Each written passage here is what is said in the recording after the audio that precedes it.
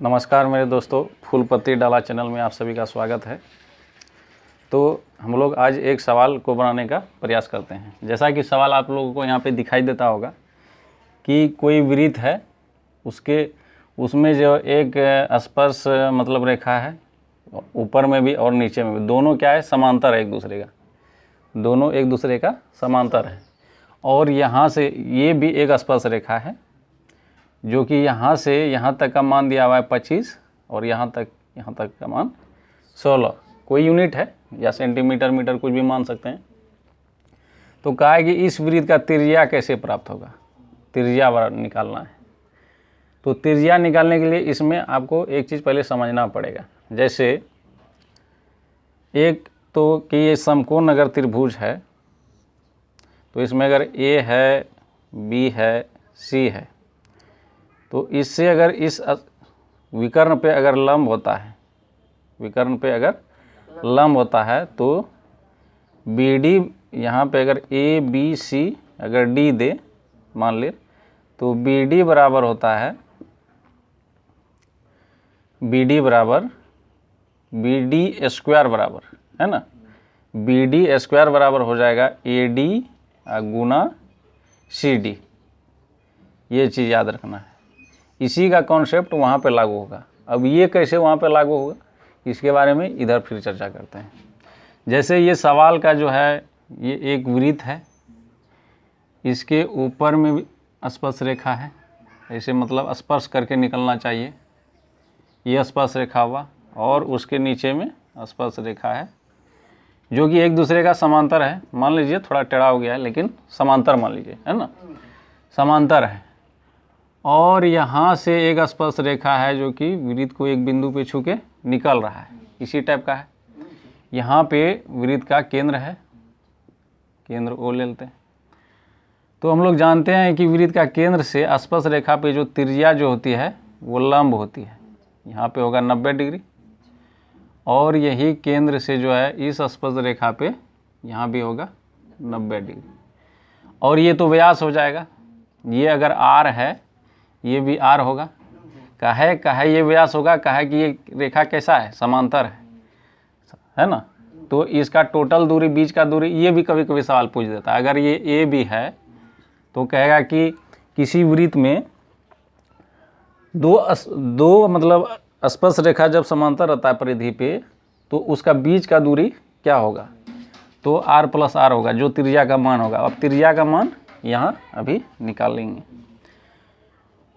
अब यहाँ पे है क्या कि यहाँ से जो है इस बिंदु से यहाँ पे मिला देते हैं, यहाँ से इस बिंदु को मिला देते हैं, ठीक। फिर यहाँ से इस बिंदु को मिला देते हैं, केंद्र से मिला सकते हैं। अब बात रहा कि यहाँ पे कितना डिग्री का कोण बनेगा। अगर यहाँ बी मान ले, यहाँ पे ओ है, यहाँ पे अगर सी ले ले, तो बी ओ सी, उसी आधार पे यहाँ पे अगर देखा जाए तो यहाँ से यहाँ पे क्या होगा, यहाँ से यहाँ तक त्रिज्या होगा जो कि लंब होगा, है ना। अब यहाँ से यहाँ मिलाएंगे, यहाँ से यहाँ पे मिलाएंगे। अगर ये पता मेरा चल जाए कि ये अगर समकोण त्रिभुज है तो इस कॉन्सेप्ट पे ये सवाल का हल तुरंत निकल जाएगा। तो सबसे पहले पता करना कि समकोण त्रिभुज होगा कि नहीं होगा, तो यहाँ से पता करते हैं। तो ये स्पर्श रेखा है, यहाँ 90 डिग्री, यहाँ भी 90 डिग्री, है ना। और यहाँ से क्या करते हैं, यहाँ से ये स्पर्श रेखा पे मिलाते हैं, तो यहाँ भी क्या होगा, 90 डिग्री होगा।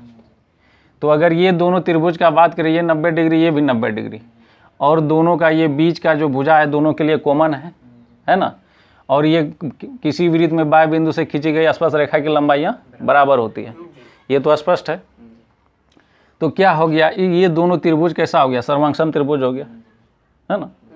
सर्वांगसम त्रिभुज हो गया, ये वाला त्रिभुज और ये वाला दोनों त्रिभुज कैसा हो गया, सर्वांगसम हो गया। जब किसी दो त्रिभुज अगर सर्वांगसम हो जाता है तो उसका संगत भाग बराबर होता है, यानी कि इस त्रिभुज का जितना भुजा इस त्रिभुज का सब भुजा के बराबर होगा, संगत भुजा के। और इस त्रिभुज का जितना कोण होगा इस त्रिभुज के मतलब कोण के बराबर होगा, काहे कि दोनों त्रिभुज क्या है, सर्वांगसम है। उसी प्रकार से इसमें ये दोनों त्रिभुज में देखें ये क्या हो जाएगा, ये दोनों भी मतलब सर्वांग ही होगा।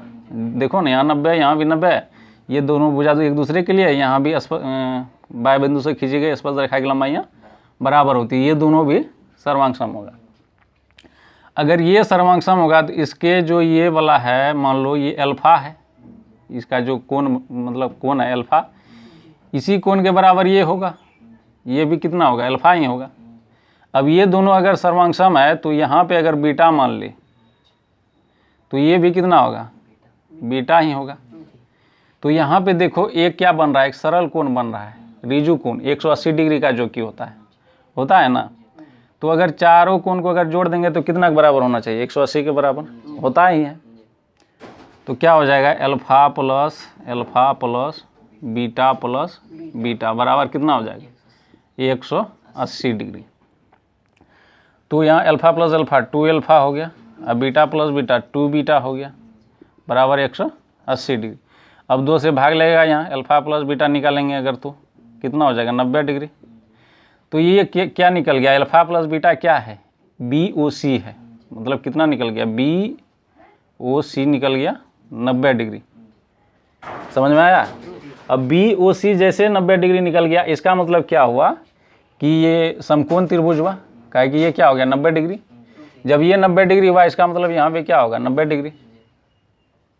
बात समझ रहे हो, ये 90 डिग्री जैसे हो गया, अब यहाँ से यहाँ तक जो मिलाएंगे ये क्या होगा, यही ना त्रिज्या होता है, यही क्या होता है, ये त्रिज्या होगा, ये भी त्रिज्या, ये भी त्रिज्या, इसी का मान निकालना है।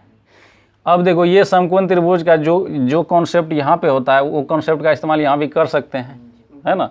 तो यहाँ क्या लिख सकते हैं, आर स्क्वायर बराबर, यहाँ देखो यहाँ पे जैसे AD है तो यहाँ पे AD के जगह क्या है, 25 है, और गुना यहाँ पे देखो CD है, CD की जगह यहाँ क्या है, 16 है।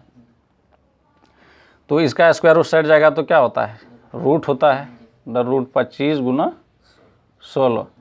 अब जो है 25 से क्या निकल जाएगा, 5, आज 16 से 4, 5 के 20 यूनिट जो है क्या हो जाएगा, उसका त्रिज्या हो जाएगा।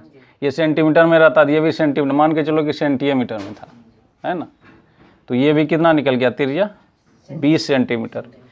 तो ये बहुत इंपॉर्टेंट सवाल है, एग्जाम सब में पूछा जाता है, बैंक SSC रेलवे ये सब लेवल का सवाल है ना। तो आप लोगों को अगर समझ में आता है तो लाइक कीजिए वीडियो को और चैनल को सब्सक्राइब कर दीजिए, है ना, ताकि ऐसे वीडियो जैसे हम डालेंगे तो आप लोगों को नोटिफिकेशन मिलेगा और अपना तैयारी को आगे बढ़ाइएगा। धन्यवाद।